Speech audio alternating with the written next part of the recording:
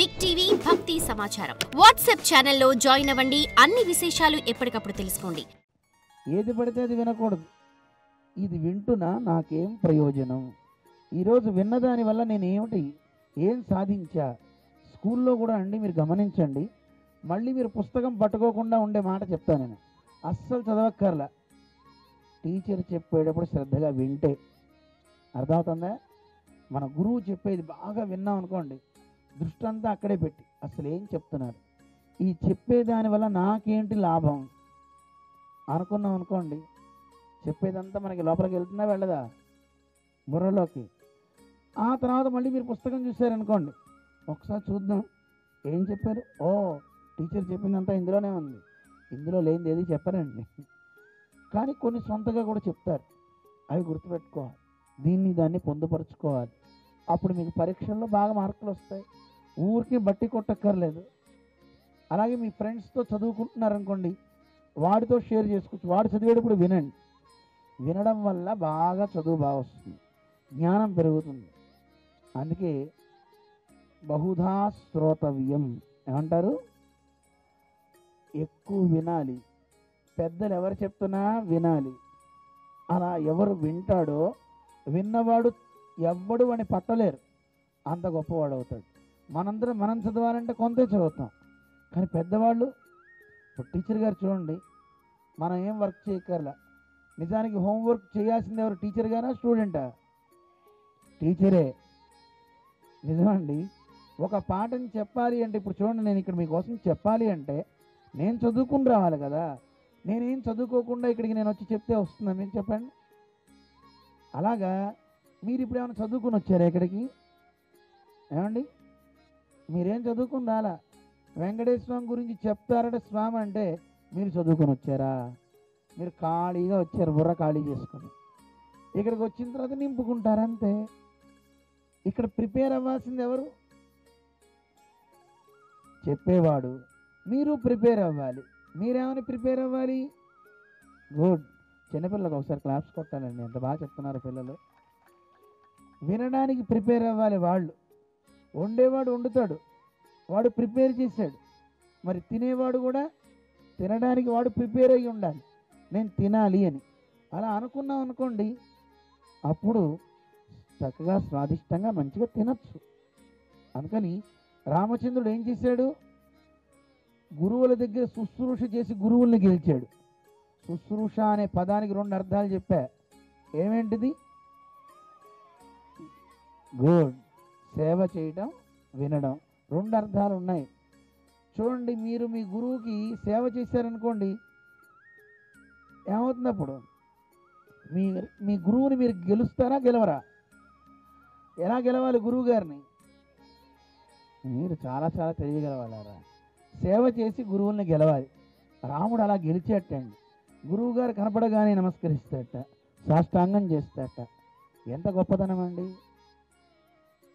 రామచంద్రుడు విశ్వామిత్రుడు అనే ఋషి దగ్గరికి వెళ్ళి వాళ్ళ నాన్నగారిని అడిగాడు దశరథుడిని, విశ్వామిత్రుడు వీళ్ళిద్దరిని పంపవయా అని. సరే పంపిస్తే రాముడు సాష్టాంగ నమస్కారం చేశాడు. ఇమో స్వముని శార్దూల, హే ముని శార్దూల అంటే మునుల్లో గొప్పవాడా, మేమిద్దరం కింకరులం నీకు. కింకరుడు అంటే అర్థం కింకరోమి అని అడుగుతాట. ఏమని అడుగుతాడు? ఏం చేయమంటారు, ఇంకేం చేయమంటారు అని అడుగుతాట. ఒక పని చెప్పారనుకోండి, ఆ ఒక్క పని చేసే సమయం అయిపోయిందనుకుని వెళ్ళిపోవచ్చా? ఏం చేయాలి? గురువుగారు పని చెప్పారు, చేసేసాం, చేసి మళ్ళీ వెళ్ళి చేతులు కట్టుకోవడం. ఏమంటారా, వచ్చావు గురువుగారు పని అయిపోయింది, ఇంకేమైనా చేయమంటారా, కింకరోమి అనాలట. సరే వచ్చేసావా, ఇది చేయరా అని చెప్తారు. మళ్ళీ వెళ్ళి పని చేసుకుని మళ్ళీ చేతులు కట్టుకుంటారట.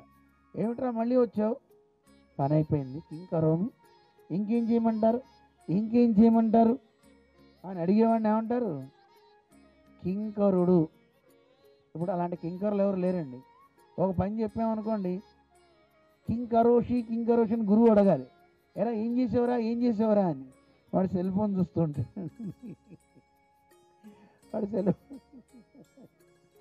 సెల్ ఫోన్ చూస్తూ ఉంటాడు. అప్పుడు గురువుగారు అనుకుంటారు, వీడికి చెప్పే బదులు మనం చేసుకోవడం మంచిదని. ఏది మంచిది చెప్పండి అర్రా, కింకరులుగా ఉండాలా వద్దా?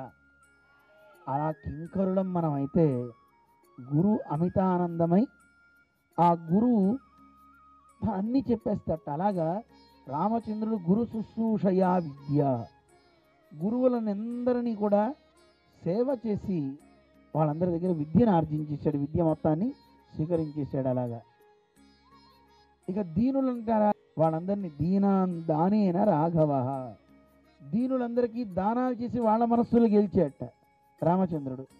ఎవరికైనా లేని వాళ్ళు కనపడితే వాళ్ళకి ఏమైనా ఇచ్చేవాడు, పండు కాస్త ధనము ఏదో ఇచ్చి వాళ్ళని సత్కరించి వాళ్ళని ఆనందింపజేసేవాడు. ఇది రాముడు గుణమండి. ఇక శత్రువును కూడా గెలిచేవాడు. శత్రువుని ఎలా గెలిచాడు? యుధి శాత్రవాన్, యుద్ధంతో శత్రువుని గెలిచేవాట. ఇన్ని గుణాలు ఉన్నాయండి రామచంద్రులో. ఇప్పుడు మీరు చెప్పండి, రాముడు సామాన్యుడా? మరి రాముడిని చూసి మనం అన్ని నేర్చుకోవాలా వద్దా? అంత గొప్ప పరాత్పరుడు శ్రీరామచంద్రుడు. ఆ రామచంద్రుడు ఎవరో కాదు, ఆ రామచంద్రుడే తిరుమల వెంకటేశ్వర స్వామిగా ఏడుకొండల మీద ఉన్నవాడు. అవునా కాదా? ఎలా చెప్పండి? రాముడు ఏ యుగంలో దైవం అని చెప్పాము మీ అందరికీ? త్రేతాయుగంలో ఆయన దైవం కదా. మరి కలియుగ దైవంగా ఆయన మనకెందుకు కనబడుతున్నాడు? మనకెందుకు సాక్షాత్కరిస్తున్నాడు అంటే సాక్షాత్తు ఆ శ్రీరామచంద్రుడే వెంకటేశుడు. అందుకే మనం ఆయన ఏమని కీర్తిస్తాం? కౌసల్యా సుప్రజారామ. రాదా? చదవండి మరి, చాలు మీకు వచ్చేసిన సుప్రభాతం కూడా. మీరు ఏ స్కూల్లో కానీ బ్రహ్మాండంగా అన్ని నేర్చేసుకున్నారా? మీ టీచర్ స్కూల్లోనే నేర్పారా, ఇంట్లో నేర్చుకున్నారా? ఇంట్లోనా? Very good. అందువల్ల ఆ కొండ మీద ఉన్నవాడు సాక్షాత్తు రాముడే. గురు శుశ్రూషయా విద్య, గురువుల దగ్గర శుశ్రూష చేసి గురువుల్ని గెలిచాడు. దీనాన్ దానేన రాఘవ, దీనులైన వాళ్ళందరినీ కూడా దానం చేసి వాళ్ళని గెలిచాడు. యుధి శాత్రవాన్, యుద్ధంలో తన పరాక్రమాన్ని చూసి గెలిచాడు శ్రీరామచంద్రుడు. సామాన్యుడు కాదు. ఆ కొండ మీద ఉన్నటువంటి స్వామి శ్రీరాముడే. అటువంటి ఆ స్వామి వైభవాన్ని మనం ఇప్పుడు తెలుసుకుంటున్నాం అన్నమాట.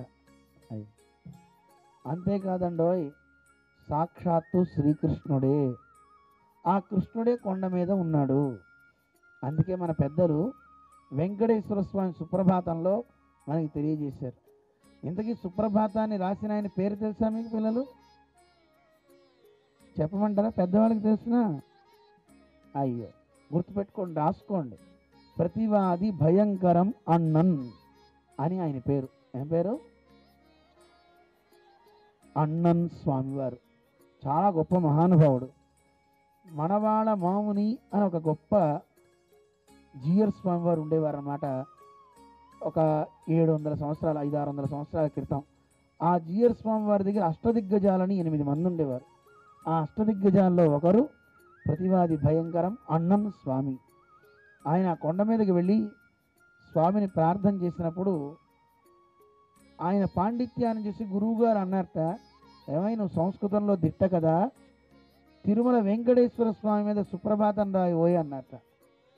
అన్నప్పుడు ఆయన అడిగారట, స్వామి ఏదైనా ముందు గురువుగారు ఒక్క శ్లోకం కటాక్షిస్తే ఆ తర్వాత నేను దాన్ని రాస్తానండి అన్నారు. అప్పుడు మనవాళ మామునుడు ఆయన చెప్పారు మొట్టమొదట శ్లోకం.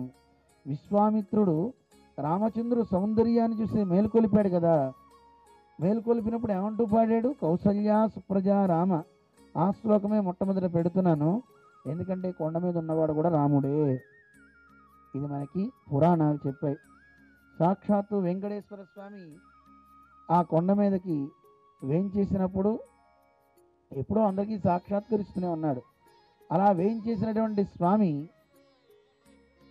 లక్ష్మి అసలు రావడానికి గల కారణం ఒకటి ఉందండి. భృగు మహర్షి పేరు విన్నారు కదా, ఆయన ముల్లోకాలలో అందరికంటే గొప్ప దేవత ఎవరో తెలుసుకోవాలి అని ఋషులందరూ అడిగితే భృగు మహర్షి పైకి వెళ్ళాడు. అన్ని లోకాలకి వెళ్తూ ముందు బ్రహ్మలోకానికి వెళ్ళాడు. బ్రహ్మలోకంలో వీణా గానంలో లోలుడైపోయి ఆయన ఆనందిస్తూ సృష్టి చేసుకుంటున్నాడు బ్రహ్మగారు. ఆయన చూశాడు, ఆయన కనీసం పలకరించలేదు, చూడలేదు. శాపం పెట్టేట భృగు మహర్షి, నా అంతటి వాడు వస్తే నన్ను చూడవా, ఇగో నీకు ఇప్పుడే శాపం ఇస్తున్నా అంటూ ఆయన్ని శపించేశాడు. నీకు అసలు ఆలయాలే ఉండవు, పో, నీకు పూజే ఉండదు అన్నాడు. కానీ బ్రహ్మగారికి ఎక్కడైనా ఆలయం ఉందా? మామూలుగా ఎవరైనా ప్రతిష్ఠ చేస్తే చేయొచ్చు, కానీ శ్రీరంగానికి పక్కన మనకి బ్రహ్మగారి ఆలయం ఉంది. మహావిష్ణువు యొక్క ఆలయం, ఆ పక్కనే బ్రహ్మగారు రుద్రుడు కూడా ఉంటారు.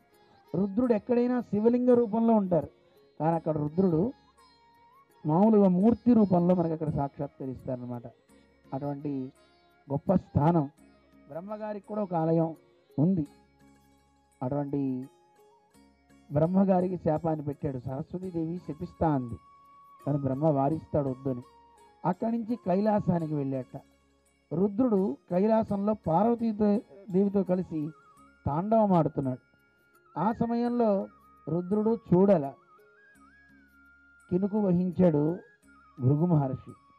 ఎంత తామస ప్రవృత్తి, నేను వస్తే కనీసం చూడడా అని తామస ప్రవృత్తి కలిగి ఎప్పుడు నువ్వు ఉంటున్నావు గనక నీకు లింగ రూపంలోనే ఆరాధన కలుగుతుంది అంటూ ఆయన శాపం పెట్టాడు. అక్కడి నుంచి వైకుంఠానికి వెళ్ళాడు.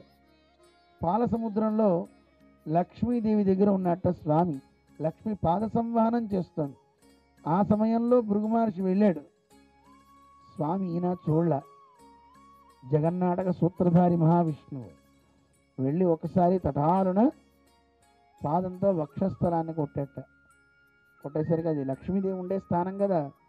వెంటనే స్వామి మహావిష్ణువు చూసి, అయ్యయ్యో ఎంతటి పెద్దలు మీరు వచ్చారు, మీ పాదం కందిపోయిందేమో అని పాద సంవహనం చేసేట విష్ణువు. ఎంత గొప్పవాడో చూడండి.